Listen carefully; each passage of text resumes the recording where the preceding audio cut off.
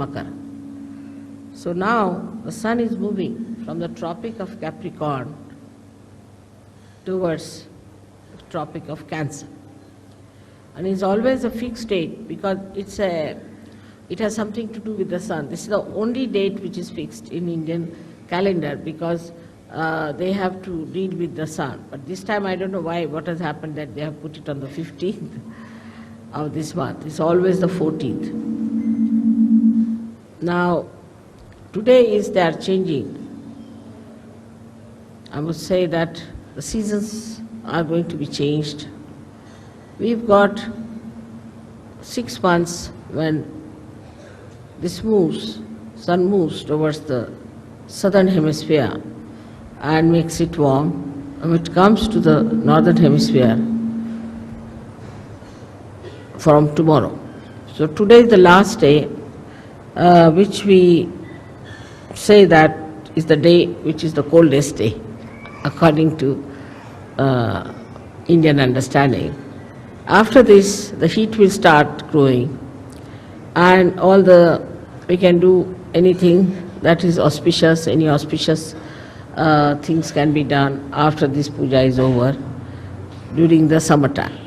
Though it's very hot in summer, still people want the sun to rule us and to give us warmth because of him only all the fields and all the vegetables, all the fruits, everything grows.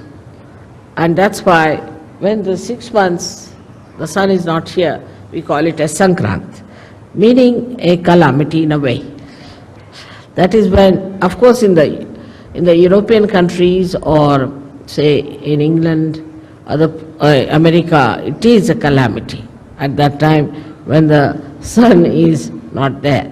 But even here, it is regarded as a time. Today is the day that the end of the Sankrant, means the end of the calamity is over. And they give something sweet to eat, which is also mixed with sesame seeds. Because sesame seed is heat giving, so today being the hottest day, coldest day, they want to give sesame seed. Also want you to retain the heat and to adjust yourself to the heat that's coming up.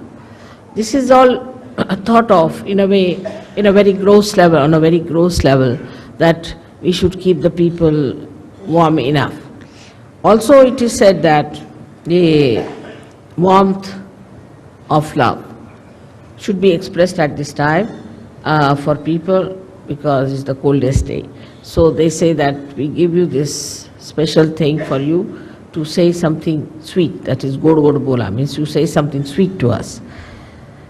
And the people who live in warm countries are sweeter people than the people who live in colder places, because the nature is rather very unkind to them. I don't blame them for their temperament, because the nature is so unkind.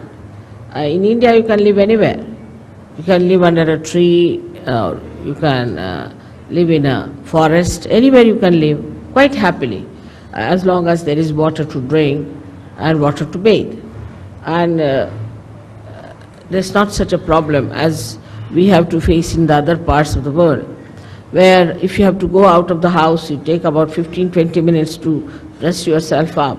Here you just can walk out of the house, you can keep your houses open during the summertime, and there's no problem of any kind as far as the nature is concerned. Nature becomes very kind during summertime here because the trees are lush and lot of greenery. People feel very happy during that time, and all the activity becomes more with the sun's energy. But in the West, as you have seen, that the sun is much less. Because of that, people keep more to their houses, to artificial heating or other heatings, and the doors are closed, the hearts are closed, and it's difficult for them to communicate with other people. As you go down south more, in your countries also, you'll find people are warmer, simpler,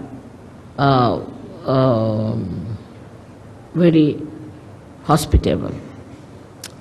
With the sun, you get the heart, which is very open heart and a kind of a inviting heart. Now, if you see on the Sahaja Yoga style, the sun line is the right side and the moon is the left side. On the moon line, one can desire but cannot act. Apart from that, on the moon line, if you go too far, it can be destructive.